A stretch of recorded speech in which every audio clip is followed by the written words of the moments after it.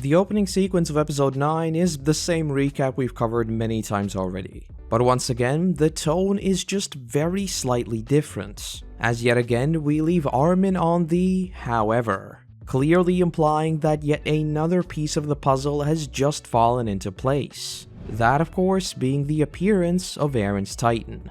And I think with how many times we've talked about the same exact scene, it's worth noting just how much the show leverages framing in instances like these. Because again, it is the same exact scene after all, and all that changes is the bigger context. It's just a really neat way of subtly changing the way we perceive everything going on, and already beginning to recontextualize some of the most important events so far. As for the title of the episode, The Whereabouts of His Left Arm.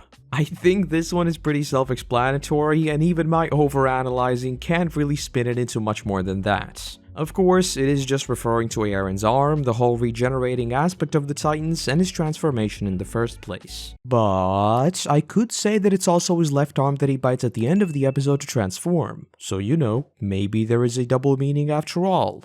Okay, no, I won't even try that. Moving into the episode itself, we return in time to episode 4, where Armin's narration essentially explains how the absence of the elite survey corp is the reason for a lot of the casualties. Just as we've talked about in episodes past, this just further cements the idea that the Colossal's attack was indeed deliberately planned. Even the wording Armin uses is almost just telling you that yes, this was planned. Just earlier that morning, the Survey Corp had departed for an expedition. So what might have seemed as a mere unfortunate coincidence is actually a precisely planned attack that leveraged this exact fact. The absence of the elite squad, which might otherwise pose a threat to their mission, which for all intents and purposes, was put together with relatively little planning.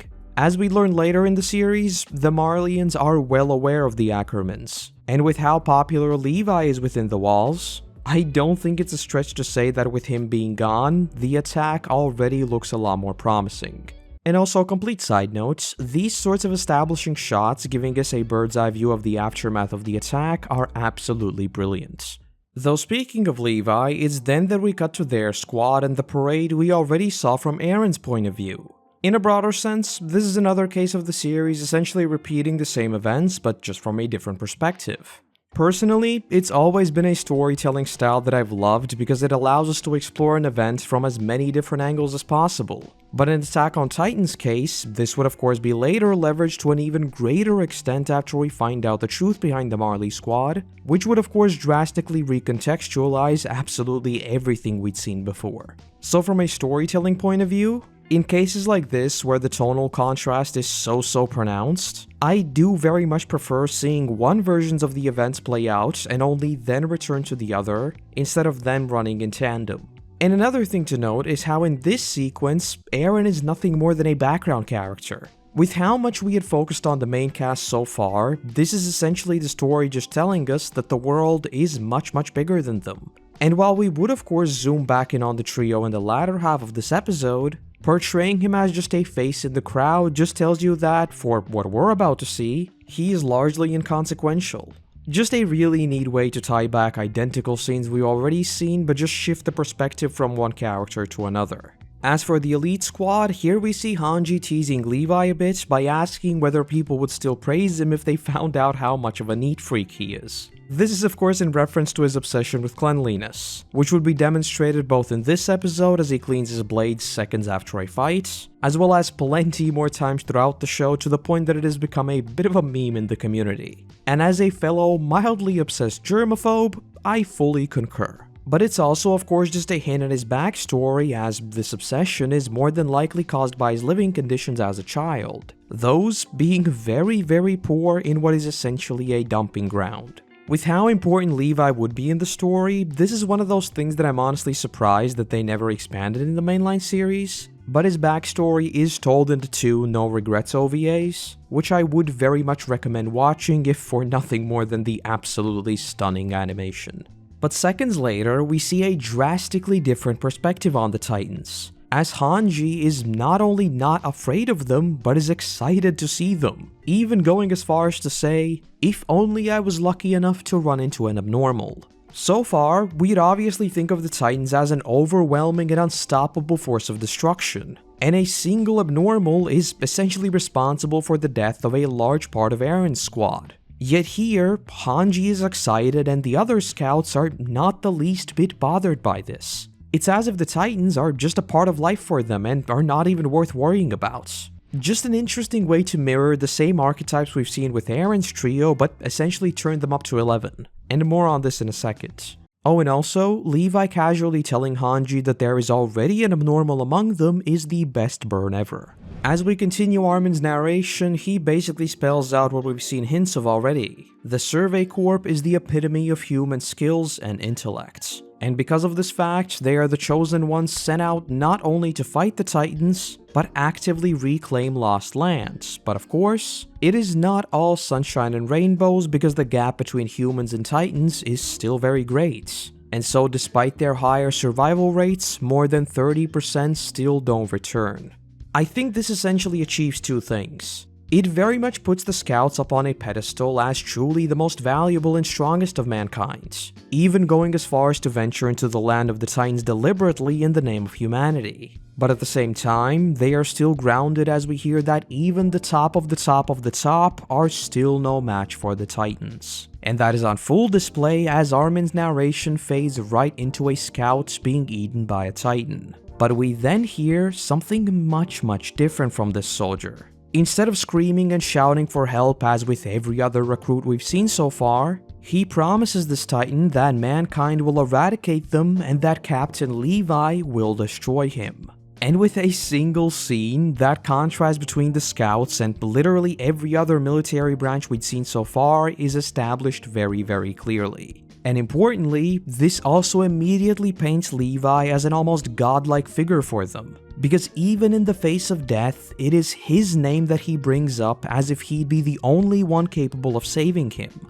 And yes, that is exactly what we see. Almost as if divine intervention, we once again hear an upbeat, electric theme kick in as Levi swoops past and defeats the Titan in a single swift blow. And this might be a case of me overanalyzing a little bit, but I do think that this is also purposefully evoking the same beats as Eren's Titan. Both Levi and Eren's Titan seemed like supernatural interventions with power beyond human comprehension. So to me, I do think that they are deliberately being paralleled here, only one is of course a human, while the other is a Titan. As of now, we still don't know that Levi is in fact an Ackerman too, but I think it very clearly evokes those same vibes of overwhelming power and very good combat sense, as moments later he looks over the battlefield and immediately begins identifying the remaining threats. But before we get to that, I think it's worth noting the music, because this electric and upbeat track is actually one we've already heard before, way back in episode 3 when Eren finally used the ODM gear successfully.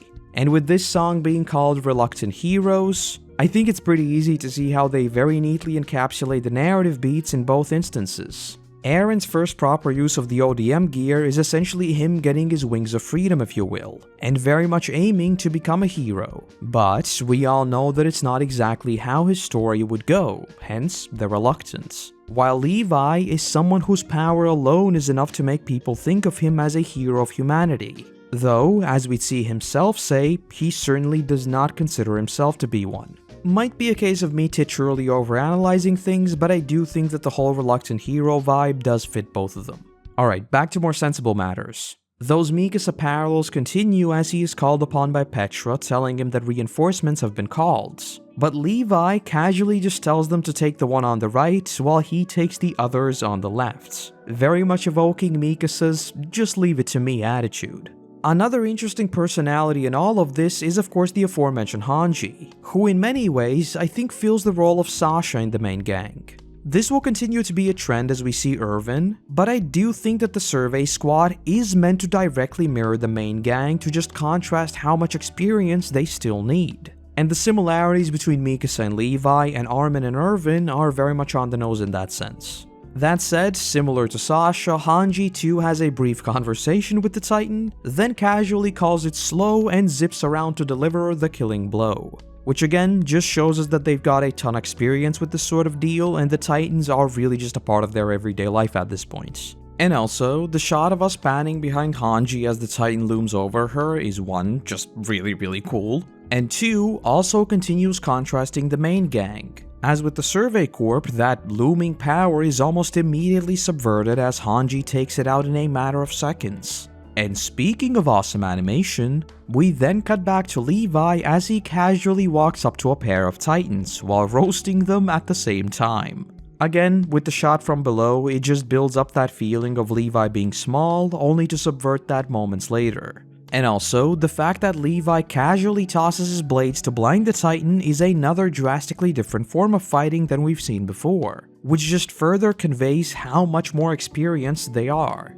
And because this is the first proper appearance of Levi, I also have to note that whoever did the voice casting for Levi hit the mark 100% of the time. In a good 90% of cases, if you tell me Matt Mercer is voicing a character, I could not care less about all the pitchforks, I am watching the dub. Mercer is an absolute legend, and every single character he's ever played has been elevated by his performance. But this time around, Hiroshi Kamiya absolutely nails the role as well, so at this point, whenever I rewatch the series, I just flip-flop between the two versions because their performances are simply excellent. And side note, imagine my surprise when I was getting caught up to One Piece and Law's voice actors are both the same. Mercer voices the dub and Kamiya voices the sub, and the dude has massive Levi vibes, so as far as I'm concerned, Levi transcends the very bounds of Attack on Titan and even bleeds into other series as well.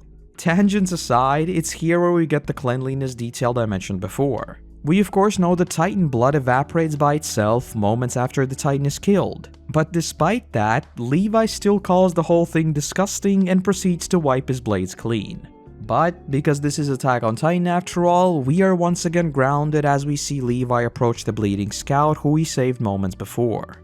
In a meta sense, I think the sequence is just beautiful in how it portrays that never-ending struggle even for the elite of the elites. Especially with everything that would happen in later seasons and what we already know about Levi's past, I think it's pretty easy to see how Levi is just essentially emotionally tuned out at this point. But at the same time, he still feels responsible for each and every person who has lost their lives under his guide. But we'll have plenty more time to talk about that later, so I'll leave it here for now.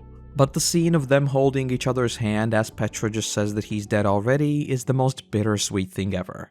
Though we then see the last of the big shots pop back in, as Erwin tells Levi that they're withdrawing immediately. And while Levi gets worked up asking if his men died for nothing if they're just falling back, Erwin immediately suspects that something is not right, saying that just like 5 years ago with Shiganshina, the Titans are grouping. And while it doesn't take a genius to realize that this scene is explicitly trying to paint Erwin as an extremely smart individual who picks up on the smallest of details, I think there is actually much more to it. Put yourself in his shoes. For what you believe to be hundreds of years, the walls have stood safely. But then one day, a completely unprecedented event happens and two entirely new kinds of titans blast through both the outer district wall as well as Wall Rose, causing humanity to lose more than 30% of its territory in essentially a couple of hours. But then, time passes. 5 years, and nothing happens again. So this isn't just an observation. It is an observation based on a single absolutely unfounded event, which Erwin picks up on before it even happens and gets it 100% right. This is like predicting a black swan event. It is something that you by definition cannot predict. Words like, "the wall may no longer be intact," would be laughed at coming from anyone else, but from Erwin, it is almost a certainty. He may be a gambler, but he's a very, very intelligent gambler who chooses his bets carefully. And I think this scene depicts that absolutely perfectly. And in what is another very cheeky transition, as Erwin says that the wall may no longer be intact, we do in fact see that the wall is very much not intact. And we fade into the events of episode 5, which we've already seen, and the supposed death of Eren. And oh boy, the scenes we get here still stand up as some of the most messed up things we've seen in the series if you ask me. Literally being in the stomach of a titan and seeing the corpses of your friends just float around is so incredibly gruesome that I'm surprised it even made the cuts. And very fittingly, the music is also the more depressing part of Birds in a Cage, because yes, this scene is again just horrifying, and 2, Eren is very much a bird in a cage here. And all of that is accompanied by Eren clearly being in denial as the magnitude of the situation kicks in. Despite his years and years of training, he believes himself to be doomed.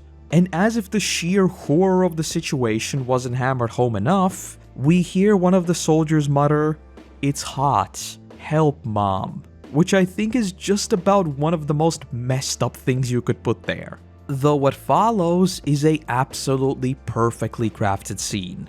As Eren essentially just tries to process what's even happening at this point, we cut to this Dutch angle of a shot. This is certainly not the first nor the last time it will be used, but I bring it up here because I think in this particular sequence it fits in flawlessly. Put briefly, a Dutch angle is just a canted shot used to portray psychological tension and confusion in the character. Feel free to look more into the history of it if you want to nerd out about it a little more, but I think that it perfectly conveys Eren's state of mind in this sequence. Though in story, after hearing the soldier call for their mother, he too thinks back to the events of Shiganshina, and we essentially get the first solid hint that Eren's Titan is very much fueled by rage, as it's when he says that he'll exterminate them, not sparing a single one, that the transformation kicks in. In retrospect, all of this is of course purely instinctual and he has zero idea what he's doing, but with everything we learn later, his Titan is mostly a very angry boy, so that very much tracks. Though, we then see him burst out of the Santa Titan, which again is a very gruesome scene even for Attack on Titan standards. And so, Eren is reborn as the Attack Titan. Again, the animation in this entire sequence is simply beautiful, and the hand-drawn fighting scenes are, as usual, absolutely excellent. Also, this JoJo "you're approaching me" moment is brilliant, and yes, it is 100% a JoJo reference. And all of that being accompanied by birds in a cage, and those shots we get of Eren looking downright demonic, pure perfection. But then, just as suddenly as we saw that demon of Paradis, we cut to complete silence as Eren mutters those same words while they're completely surrounded by armed soldiers. As much as I'd like to say it's something super deep, like Eren's mind transcending time and future Eren spilling over, I do think that the explanation here is just the simple interpretation. Eren has no clue how to use the Titan yet, so coming out of his transformation, those memories of being a Titan and the rampage he just went on are still clouding his mind. So that rage-filled, "I'll exterminate them" speech just spilled over because he's not still fully conscious. Makes sense considering a second later he snaps back to reality and no, the gravity does not go anywhere, but he is perfectly fine. That said, maybe you could say that a last and the first transformation are somehow connected, and once Eren's founding Titan gets killed, maybe he spilled over to his past self. Okay, yeah, that makes no sense. But one thing that I really enjoy in this sequence is that, in many ways, we share Eren's confusion. Remember that on initial viewing, we're yet to see a proper follow-up with everything that happened with him. So this sudden snap to him being completely surrounded leaves us asking, wait, did something else happen between what we last saw? Especially as Eren mutters that they're all holding their swords, etc, etc, which you could take to mean that he might have inadvertently attacked someone. We of course now know that that didn't happen, but on initial viewing, I do think that it was a nice cinematic decision to bounce around between these different timelines to slowly stitch together what truly happened. And before we follow up with them, we then cut to the mid-cards, which are pretty self-explanatory this time around. Essentially just giving us a bit of information about the Survey Corp. Probably the most interesting part here is that we do hear of an explicit plan to recapture Wall Maria, which had always been a sort of an implicit assumption but never outwardly mentioned as something we'd actually see. We know that a mission already took place, but they lost basically everyone and it didn't work out, but we have never really heard about a proper attempt to do it again. We then cut to Connie and the rest of the squad that witnessed Eren's Titan firsthand, where we essentially hear that everything surrounding what happened is meant to be kept strictly confidential. It isn't really a huge deal in the grand scheme of things, but I really like this detail from a realism point of view, because obviously yes, the military would immediately say to keep things quiet just to avoid chaos. Telling people that one of their own soldiers came out of a Titan would inevitably throw everything out of whack, so it just makes sense. So yeah, just a nice small detail that makes the world feel a lot more alive. And the last thing we see before returning to Eren's squad is a check-in with Hange atop the wall. First off, the defensive wall of Titans seriously made me chuckle because, you know, a defensive wall of Titans? I am like 99% convinced that this has to be a little aha moment slipped in by Isayama just to mess with people when they rewatch or reread. Because yeah, in retrospect, this is the most on-the-nose scene imaginable. Especially with Hans explicitly mentioning it as a great achievement. But secondly, I think this was just another nice humanizing moment for Hans and for everyone else for that matter. Obviously, what just went down is utter madness, so just getting other perspectives on how this whole thing went down is just a nice bit of world building, especially because we are also operating with some pretty serious information asymmetry and they've got no idea about Eren's rampaging titan. Though finally returning to Eren's trio, here we see another case of Mikasa being an absolute legend, as even when outnumbered like 30 to 1, she still stands with her blades drawn and is literally ready to zip off at any given moment. And also, the captain with the name I won't try to pronounce is back, who once again looks perpetually terrified, and based on what we've seen of him already, you should immediately assume that this standoff will not end peacefully, as he has already made it clear that he does not want to take any risks if it means putting himself on the line. And also, I already mentioned it with the whole confidentiality thing, but I think it's also worth noting here. It's a bit of a trope, that's for sure, but the fact that Eren is literally pinned down by even the wall cannon should immediately convey the idea of how unfounded this entire situation is. And so despite the armored still being a very likely threat, which we'll touch on in a second, they've prepared a frankly ridiculous amount of firepower to drive Eren into the ground if necessary. But we then get to the good parts, as we drift into Eren's inner monologue where he just tries understanding why they're all glaring at him and what this entire thing is even about. And the music in this sequence captures the tension perfectly in my opinion. That dissonant, horror movie-like piano in the background really sells the whole uneasiness of the situation, and how all of this is completely uncharted territory. これ以外に理由は必要ない。恐怖だけが伝染しているんだ。 And of course, that only gets more and more intense as the captain yells out that Eren came out of a titan, and that they basically just don't have any more time to spend on him, saying he'll be shot down simply because the armored may reappear. Mikasa, however, responds in the most Mikasa way possible, straight up telling them that her specialty is slicing off flesh. And oh boy, would we see that on full display in the final season. Be it Titans or humans, she can quite literally make it rain blood. And that's also exactly what one of the soldiers points out here. They don't really care about Eren to be honest, but Mikasa is as valuable as 100 soldiers. Which, by the way, just so happens to be the same description we already got of Levi. But taking a step back for a moment, I absolutely love this entire situation simply because of how many clashing interests there are.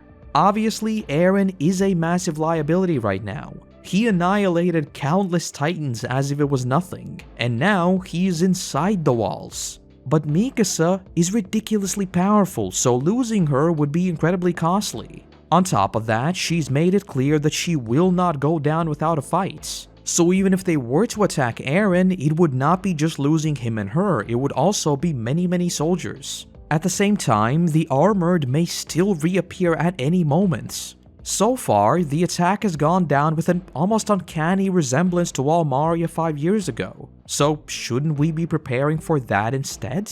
And from a meta perspective, we also saw Erwin and Levi start to head back to the walls. So is that further building up another confrontation? It's just a scene with so much going on, and I think that's one thing that the show has always captured extremely well. Because again, from a realism point of view, things would be just as messy. And of course all of this is made magnitudes more complicated by everything going on with Eren, as we once again get that Dutch angle as he desperately tries piecing everything together. And as Eren screams out that he is in fact human, the captain does not care in the least, simply calling him a demon and signaling for the cannons to fire. And at that moment, everything changes as he sees the key and memories begin flooding back. I will seriously never forget how much hype I felt watching the sequence for the first time, and I'd be lying if I said I didn't enjoy it more than Eren's Titan's appearance in the first place. Just how quickly those loose hints of the basement are tied back into Eren's Titan, yet immediately bringing up 100 more questions, it is just utter perfection. I think I'm not alone in saying that the moment I heard Grisha say to master the Titan's power, clearly implying he knows about it, my excitement for whatever the basement was literally grew tenfold. So far, it was nothing more than a promise of something important. But at this very moment, it promises to explain the Titans themselves, the literal backbone of the entire series so far. And while I'm already rambling on, this is another one of those reveals that have completely slipped my mind until I go back and rewatch the show. A long time ago I made a video on the channel, which is very bad by the way, where I mentioned that the first season of the show was comparatively slow. But now that I return to it and actually go through it with a fine-tooth comb, there is so much lore packed into these episodes, it is nuts. Much of that is of course colored by us knowing a lot of the answers already, but again, this was still a huge reveal on initial viewing. But yes, instincts take over as Eren bites his arm and we see that signature yellow lightning come down, which so far, we had literally only seen with the Colossal Titan. So again, a huge reveal. And as the smoke clears, that stereotypical scratchy horror music kicks in as we see the downright horrific creation that is Eren's partial transformation. And perhaps very fittingly, that is then interrupted by the Colossal's theme.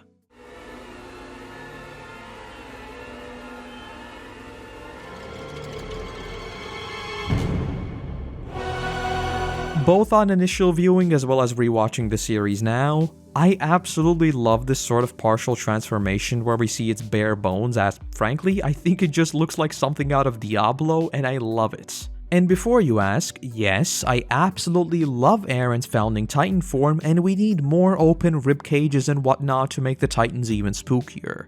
And of course, because this is overanalyzing Attack on Titan, I do wonder how much exactly Eren knows at this point and how much of it is organic. Because sure, the key will have triggered his memories, but could all paths Eren also be sending back some knowledge in between all of that? Who knows? But yes, that is episode 9. One that lures you in with some different perspectives on the events we've already seen and some good old Levi action, but ends with hammering you over the head with the basement mystery yet again. Just like last time, yes, I did think that this one might finally turn out to be a double episode, but I rambled on for way too long again, so here we are. The next couple of episodes do set up the next arc, so we might finally be able to pick up the pace somewhat, but only time will tell and I don't want to make any promises at this point. As for the first part of the Trost arc overall, I think with how much time we've spent talking about it says enough already, but it is an absolute roller coaster of emotions that just becomes much more intense with the benefit of hindsight. As I've already mentioned quite a few times, I had seriously forgotten how ridiculously fast the story moved in these episodes, so revisiting them and literally mentioning every single detail I want has really been a ton of fun. Though yes, with that, next time we'll be entering the second half of the Trost arc and beginning to lay plans for the very iconic Trost recapture mission. So, I hope to see you then as we continue overanalyzing Attack on Titan. And that's the video. Another much denser episode than I remembered, but I think this is the last 30-minute single episode video. I do sound like a broken record with that at this point, so who knows. But with that, I want to say a massive thank you to our current patrons who allow me to produce even more of these for you all. And let's also give a warm welcomes to the newest member of the team, Kasai Kohai? Hopefully I didn't butcher that name too much. I probably did. But without you, there'd be a whole lot less of my ramblings, so seriously, thank you. Other than that, I want to say thank you very much for watching, I hope you have a great day, and hopefully, I'll see you in the next one. Bye bye.